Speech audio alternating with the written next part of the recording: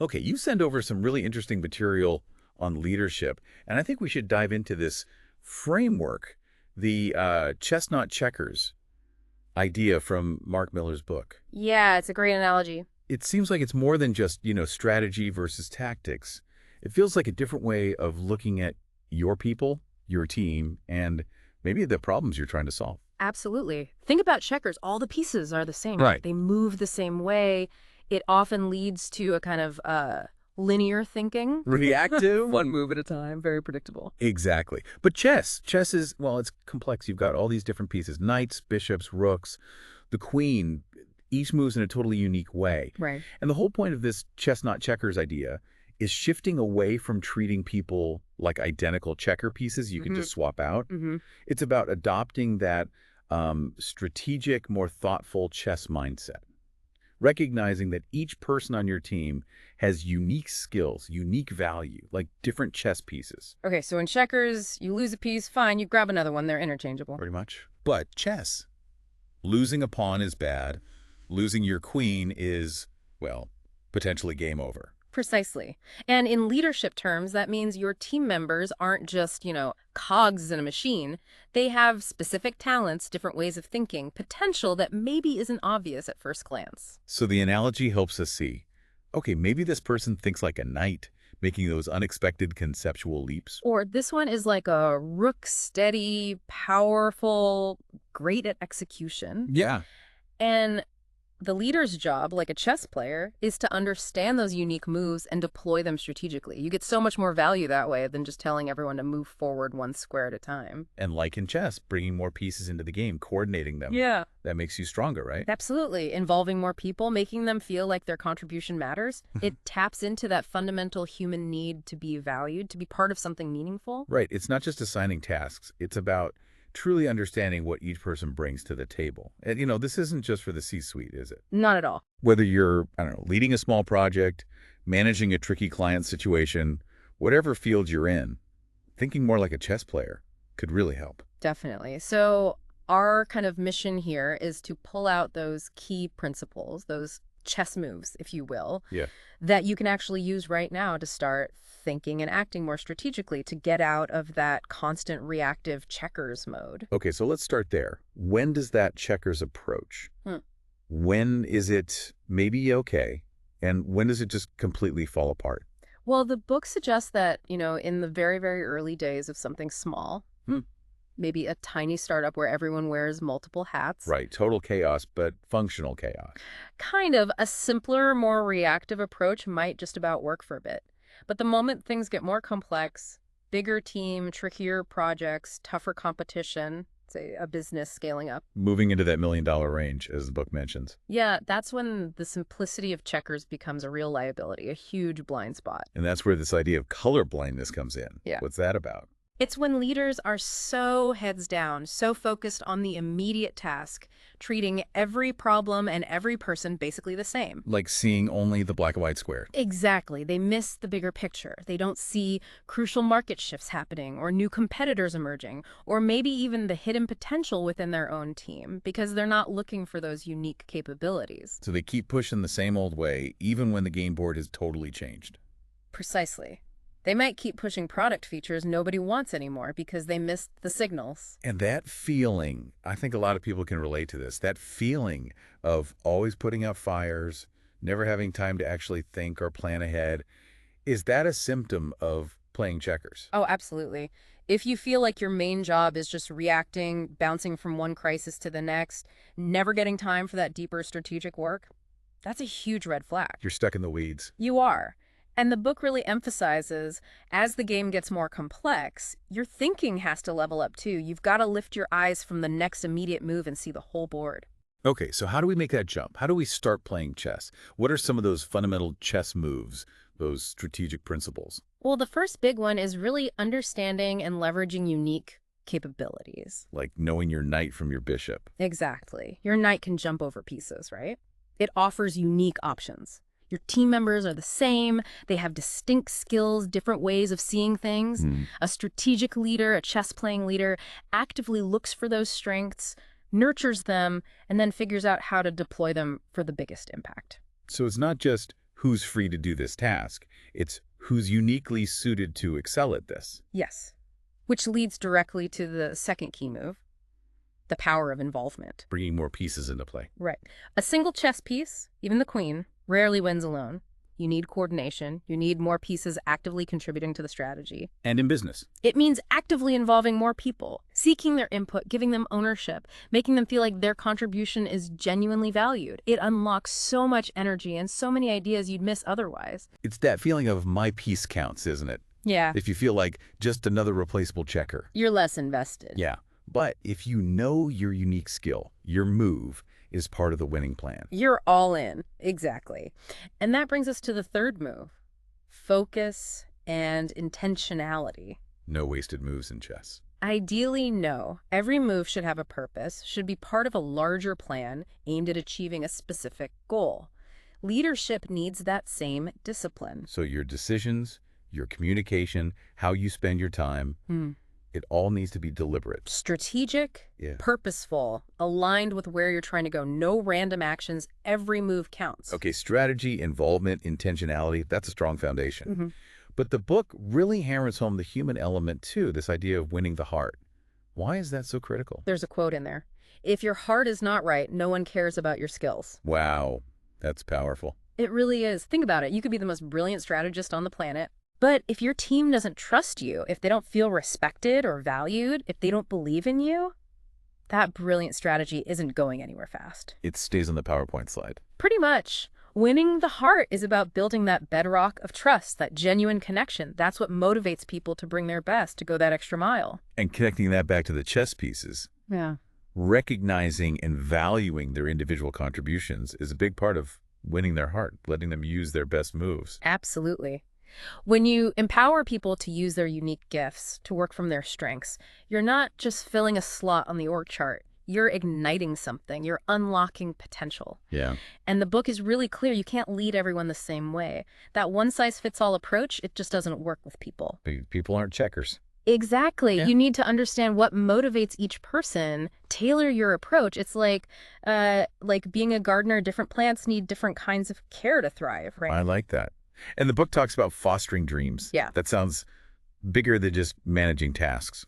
It is. It's a shift from just trying to extract value or productivity from people to actually investing in them as individuals, seeing them as people with their own hopes, their own ambition. And helping them grow, even if it means they eventually grow beyond their current role. Yes. When you support their development, help them move towards their dreams, you build incredible loyalty and engagement. And a very practical way to do this is giving people real responsibility. Showing you trust them. Exactly. It demonstrates trust, and it taps into that deep desire most people have to do more, to contribute something significant.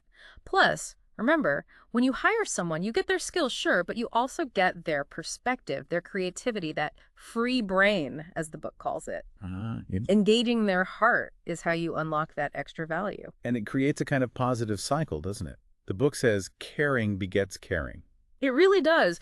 When people feel genuinely cared for, genuinely valued, they're far more likely to care back about the work, about their colleagues, about the organization's success. That human connection is the engine. It's a massive engine for performance, absolutely fundamental. Okay, so we have the strategy, we have the engaged team, but none of it matters if things don't actually get done. Execution. The book calls it excelling at execution. Yeah, this is critical. The book puts it very simply. If you consistently make the right moves at the right time, you win. Simple, but not easy. Not easy at all. That intentionality we talked about with strategy, it applies just as much, maybe even more, to execution. You need disciplined, focused action. Because a great strategy that just sits there is useless. Worse than useless, maybe, because it creates frustration. And part of making execution work is tracking progress. The book mentions people love to keep score. Yeah, it's true.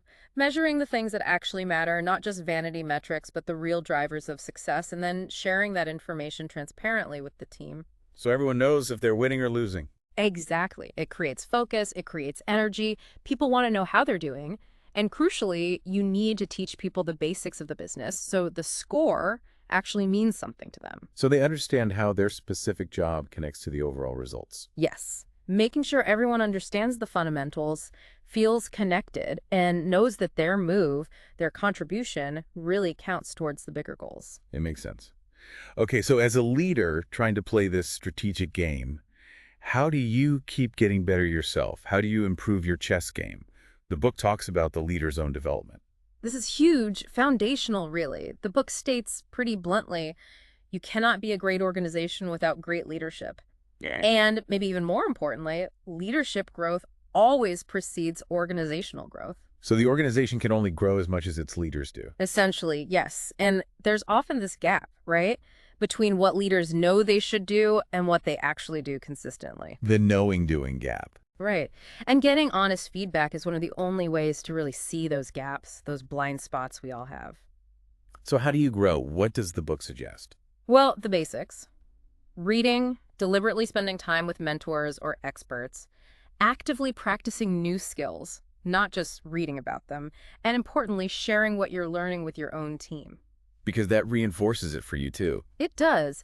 And ultimately, the message is your capacity to grow determines your capacity to lead. It's that fundamental. And this idea of betting on leadership, it's not just about your own growth. No, it's bigger. It's about strategically investing in developing leadership throughout the organization, building that leadership bench for the future. Identifying potential leaders early. Yeah, spotting people with potential, giving them chances to stretch, providing mentorship, training. It's about thinking several moves ahead with your talent pipeline. Like planning your future chess pieces? Kind of, because as the book constantly reminds us, everything rises and falls on leadership. It's that crucial.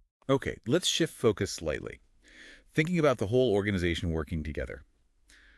The book has this principle, acting as one. What does that mean in this chess context? Well, think about a chess attack. Is it usually more effective if all your pieces are working together in a coordinated way, or if they're scattered and doing their own thing? Coordinated, definitely. A unified assault. Exactly. And the book uses that exact phrase. A unified assault is always preferred over a fragmented one. It's about getting everyone in the organization aligned. Pulling on the same rope in the same direction. That's the classic phrase. Yeah. Easier said than done sometimes, though. So how do you achieve that? Yeah. Especially in bigger places with different departments, different priorities. The book offers a really practical 3-step framework. Decide, agree, and communicate. Okay, break that down. First, decide. The leadership team has to get crystal clear on what the most important priorities actually are. What's the strategy? What are the key objectives? No ambiguity. Right. Second, agree. It's not enough for the leader to decide. The entire leadership team needs to genuinely buy into those priorities. Real agreement. Not just nodding along in the meeting. Exactly. Real alignment. And third, communicate. This is huge. You have to relentlessly, consistently cascade those key messages down and across the entire organization. Reinforce them again and again. So everyone, no matter their role, understands the plan and how they fit in. That's the goal. Everyone understanding their piece and how it contributes to the overall game plan. And that unity, that coordinated action, is what leads to high performance. Yes. Which the book defines as achieving sustained, superior results and building a real competitive advantage over time. Okay, looking even further ahead now.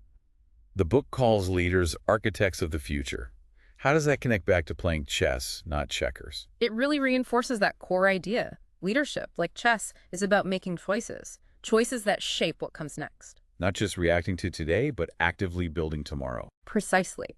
And to be good architects, leaders need to wrestle with those really big fundamental questions. The book highlights 3. First, why are we here? What's our fundamental purpose? That's a why. Yeah. Second, what does success look like in 10 years? Having that clear, long-term vision. And third, what beliefs will shape how we do our work? These are your core values, the guiding principles for behavior. So purpose, long-term vision, and core values. Defining those helps you build the future. It provides the blueprint, but it's a balancing act, isn't it? How so? Well, you need that big picture strategic thinking managing the future, but you also have to pay attention to the details, manage the present, ensure things are getting done effectively now. Right, you can't just dream about the future if the present is falling apart. Exactly. And there's a powerful little line in the book. Once you think you're finished, you're finished. Ooh, I like that. Never stop learning, never stop improving. That's the essence of it. Continuous improvement is essential. The book also mentions seeing urgency as a gift.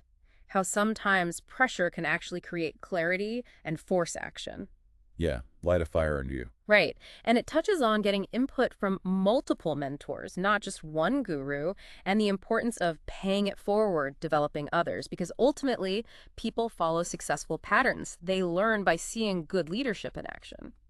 This has been really useful unpacking this chestnut checkers idea. Yeah. It feels like the big takeaway is shifting from that reactive, maybe even interchangeable parts view of leadership Yeah, the checkers view. to something much more strategic, much more focused on the unique value of each person, and definitely more forward-looking. Exactly. Seeing the whole board, knowing your pieces, making those intentional moves designed for long-term success.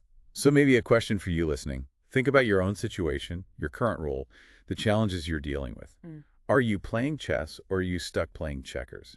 Good question. And based on what we've talked about, what's maybe one chess move, one small but more strategic, more intentional action you could try this week? Could be anything really listening to understand someone's unique strength, involving someone new in a discussion, carving out time for actual strategic thinking. Or maybe even just starting to think about those big questions. Why are we really here?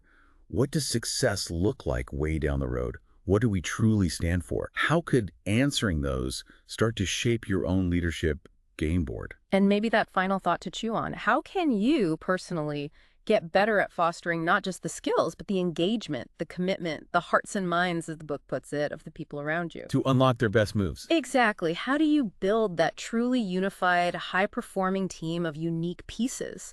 That feels like the heart of leading like a chess master.